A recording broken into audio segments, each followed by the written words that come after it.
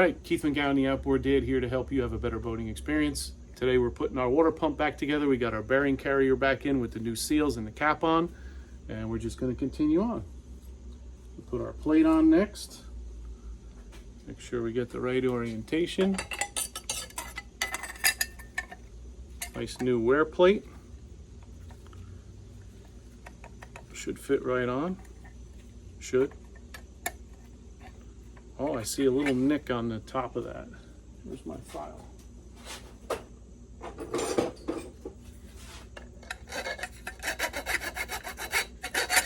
So what I did was I pulled the bearing carrier out, put it in the vise, and then used the seal puller to get the seals out. The ones that we ruined. They actually give you new pins in the kit, but it's usually too hard to get them out of here. Alright, so that's good. Now we're going to put our keyway in here. So the old, it's a good thing we got a new key too. The old one was pretty well damaged. Was it? It's in the box. You'll see it when you. What would do that? I don't know. Maybe just years of, or maybe when the pump got a little clogged, it started to hit it. You know, with crap in there. So right here, slide on our new water pump. I'm going to put a little lube on there.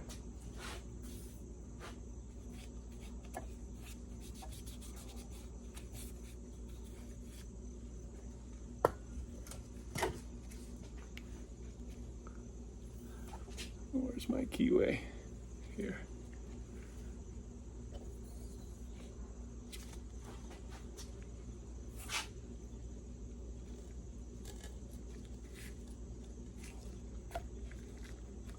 All right, what I like to do is put a little on the edges. I've been told that this is always tricky. No, it's not a big deal. So this goes on next. And then if you remember, That was our the hardest collar, part. right, that we broke because it was cooked, goes on.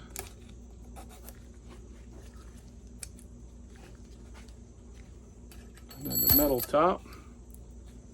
So this looks like it's a little spread out. Like we have to tap this on a little bit. That's why you wear the big hammer, right? This is a Harbor Freight thing, probably came in a kit with something else.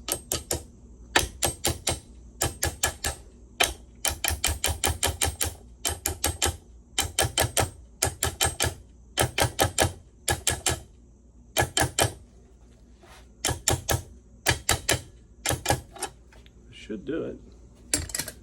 So there was the O-ring inside this cup, if you remember. Yep. That was broken. Yep. So I put that in there with, see, I put little dabs of sealer just to hold it in place.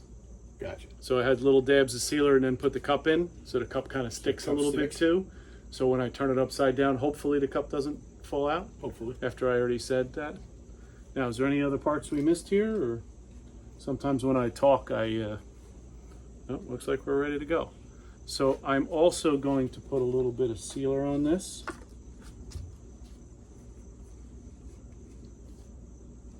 Because I like to.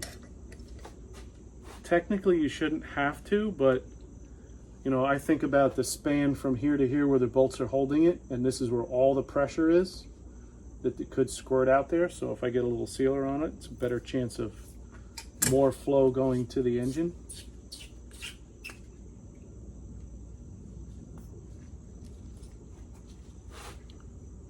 All right, so just a little bit. We go this way.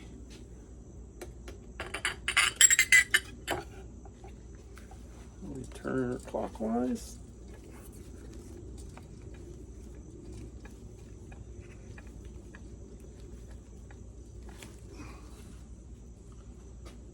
Now they do give you new bolts with it too, but it's Nothing wrong with these. Got them all greased up.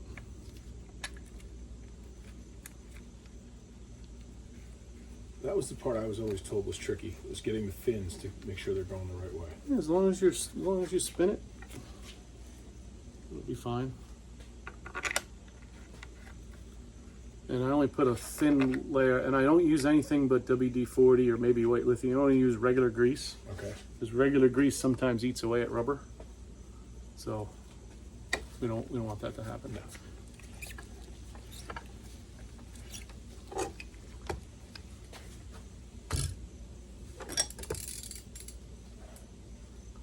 Water pump replaced. You know it's good. And it might have continued to work fine, but now you know for sure. Oh yeah, no, it's definitely a smart thing to do. But like I said, you can't necessarily believe your telltale is Yep. getting water where it needs to be.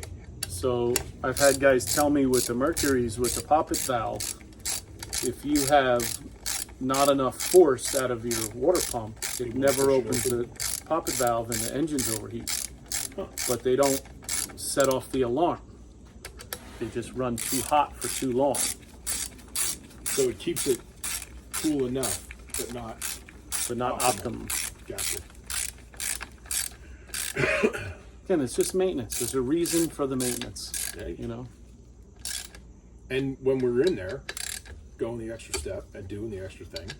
Yep. We should have pressurized it before we did this.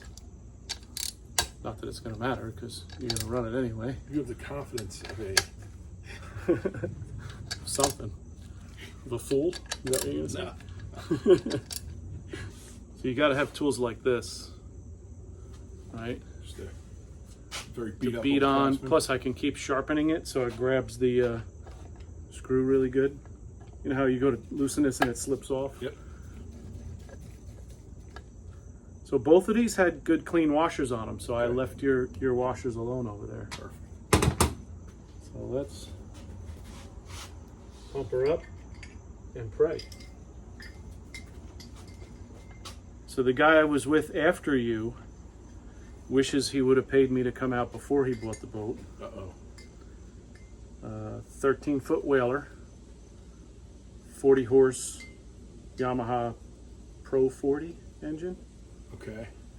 And runs. They used it so far this season, you know. How long have they had the boat? Not real long? August he bought it. Okay.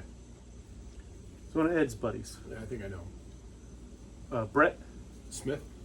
I don't remember his last name. He's got a daughter and a son, right? Yep. Yep. 17-year-old daughter, 15 maybe, Yeah. the son.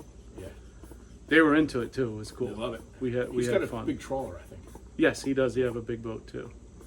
So we reached 10 really quickly there It's a good thing. without any problem. So you don't want me to do any of that stuff. We're good. Nice. It's a beautiful thing. So there is little ridges in that shaft, but they're Minimal. minimal. This is Keith McGowan, Outboard Dad, here to help you have a better boating experience. So if you're subscribed, please subscribe, and you can get a free $20 value used outboard motor buying guide from me. Please send me any comments you have, like and subscribe, and we'll hope to see you out on the water.